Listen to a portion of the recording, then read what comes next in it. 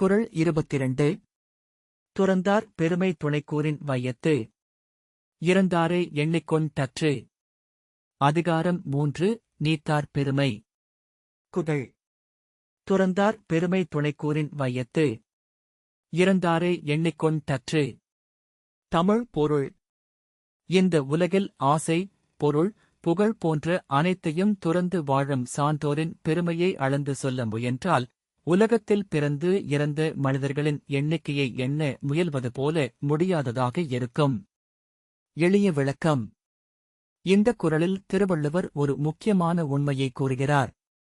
உலகில் வாழும் சிலர் ஆசை, பேராசை, சுயநலம் போன்றவற்றை துறந்து உயர்ந்த வாழ்க்கையை வாழ்கிறார்கள். அவர்கள் தங்களுக்காக மட்டும் அல்லாமல் உலக நன்மைக்காக வாழ்கிறார்கள். அப்படிப்பட்ட துறவிகளின் பெருமையை அளந்து சொல்ல முடியாது. ஏன் என்றால் அவர்கள் செய்த நன்மைகளும் அவர்களின் உயர்ந்த மனநிலையும் அளவிட முடியாதவை. உலகத்தில் எத்தனை மனிதர்கள் பிறந்து இறந்தார்கள் என்று சரியாக எண்ண முடியாதது போல, துறந்தவர்களின் பெருமையும் அளக்க முடியாதது என்று திருவள்ளுவர் சொல்லுகிறார். உதாரண கதை. ஒரு காலத்தில் ஒரு கிராமத்தில் பெரிய செல்வந்தர் ஒருவர் இருந்தார். அவரிடம் நிறைய செல்வமும் நிலங்களும் இருந்தன. ஆனால் ஒரு நாள் அவர் உணர்ந்தார், செல்வம் இருந்தாலும் மன அமைதி இல்லை என்று. அதனால் அவர் தனது செல்வத்தின் பெரும்பகுதியை ஏழைகளுக்கும் தேவையுள்ளவர்களுக்கும் வழங்கினார். பின்னர் எளிய வாழ்க்கையை தேர்ந்தெடுத்து கிராம மக்களுக்கு அறிவுரைகள் சொல்லி நல்ல வாழ்க்கையை வாழ உதவினார். கிராம மக்கள் அவரை மிகவும் மதிக்க ஆரம்பித்தார்கள். அவருடைய வாழ்க்கை பலருக்கும் வழிகாட்டியாக மாறியது. அவருடைய பெருமையை மக்கள் பேசிக்கொண்டே இருந்தார்கள். ஆனால் அவருடைய நல்ல மனம் மற்றும் சேவையின் அளவை முழுவதுமாக யாராலும் சொல்ல முடியவில்லை. இந்தக் கதையின் பொருள்.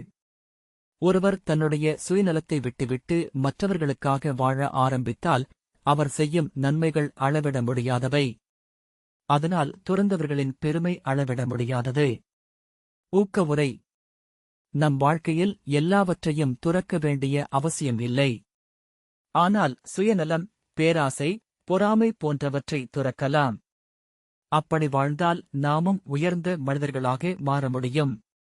உயர்ந்த மனிதர்கள் பிறருக்காக வாழ்வதைதான் வாழ்க்கையின் உண்மையான வெற்றி என்று உணர்கிறார்கள். நிஜ வாழ்க்கை சம்பவம்.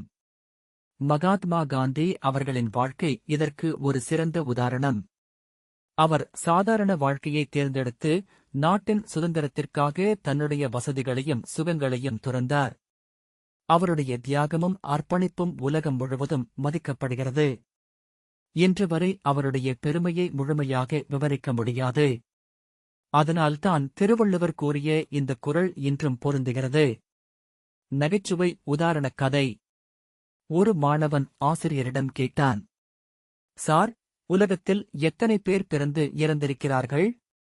ஆசிரியர் சிரித்தபடி சொன்னார், அதை யாராலும் சரியாக சொல்ல முடியாது. அதற்கு மாணவன் சொன்னான், அப்படித்தான் துறவிகளின் பெருமையும் இருக்குமாம் என்று திருக்குறளில் படித்தேன். ஆசிரியர் மகிழ்ச்சியுடன் தலையசைத்தார். கதையின் சின்ன பொருள். சில விஷயங்கள் கணக்கிட்டு அளவிட முடியாதவை.